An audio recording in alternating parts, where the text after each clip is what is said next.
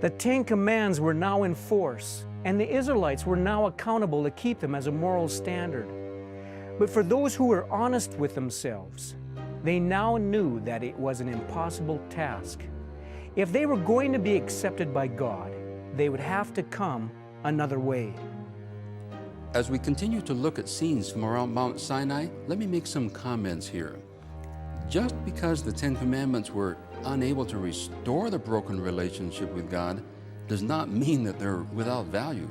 Just as physical laws, for example, create order in the universe, so moral laws create order in the nation. Many countries have rejected the biblical code of conduct in an effort to live in a morally neutral society. No such society truly exists.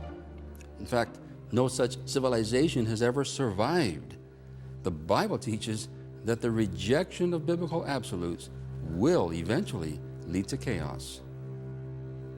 Paul, I would say that most people would agree with the Bible and say that they're sinners, but very few would be willing to admit that they're helpless sinners. That's true, but there is a big difference.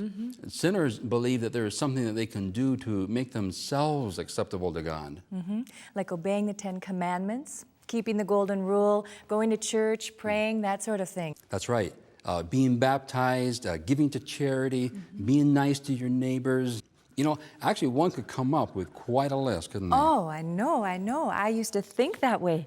I would try to do all sorts of things to somehow try and make myself acceptable to God. Interesting. Well, you know, the notion that a person's good, can somehow outweigh their bad, therefore making themselves acceptable to God, is totally foreign to the Bible. You know, to do good is commendable.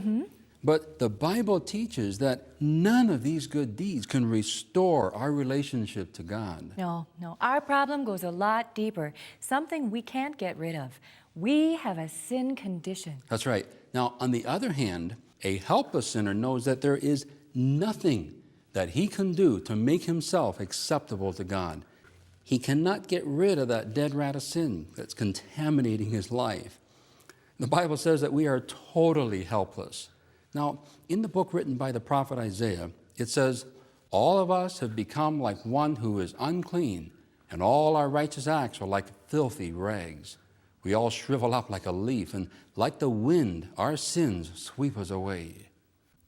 What the Bible is saying is this, that even our goodness falls far short of God's holiness. You know, for illustrative purposes, one could say that all our righteousness, all our good deeds, are just like filthy rats. Yuck.